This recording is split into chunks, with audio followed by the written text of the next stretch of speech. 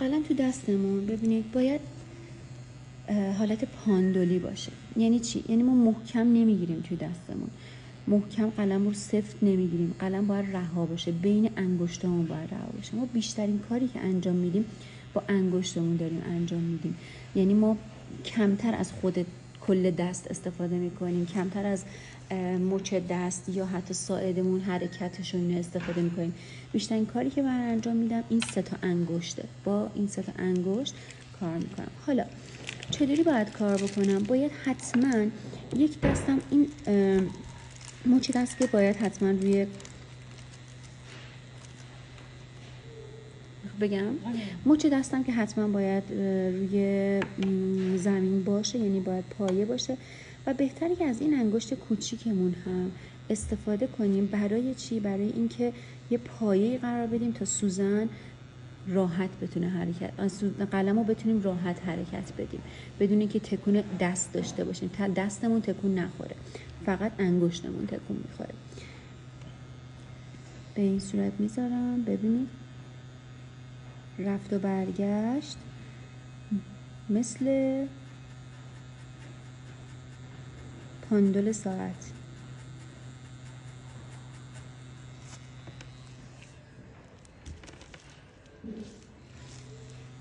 حتما اگر سیم دستاتون بلنده، من سیم دست بلند باشه حسنشه، بندازین دور گردنتون، تسلطتون بیشتر میشه.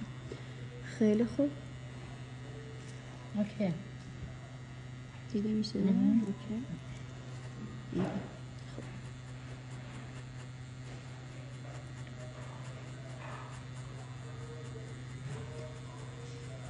حالا ببینید من دارم این شیدو میزنم،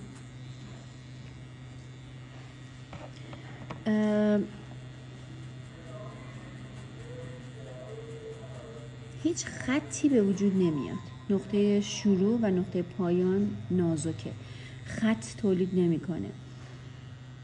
اینش یه شید دیگه هم هست، این مدل دیگه هم میزنیم که یه طرف است، از شروع میکنیم. ببینید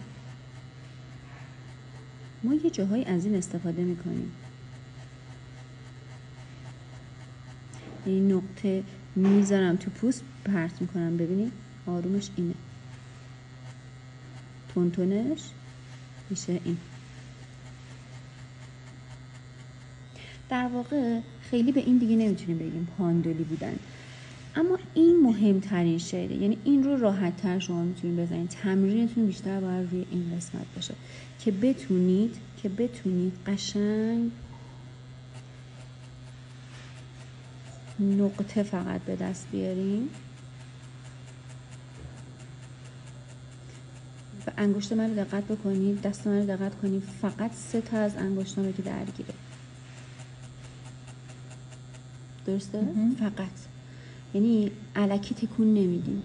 چی اشتباه اینجا؟ اشتباه اینه که ما این کارو بکنیم. ببین دست رو دارم تکون میدم، قلم دستم محکمه، دارم دست رو حرکت میدم، این اشتباهه.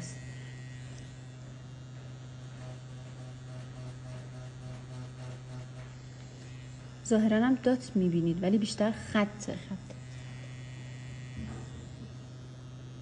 این هم اشتباهه.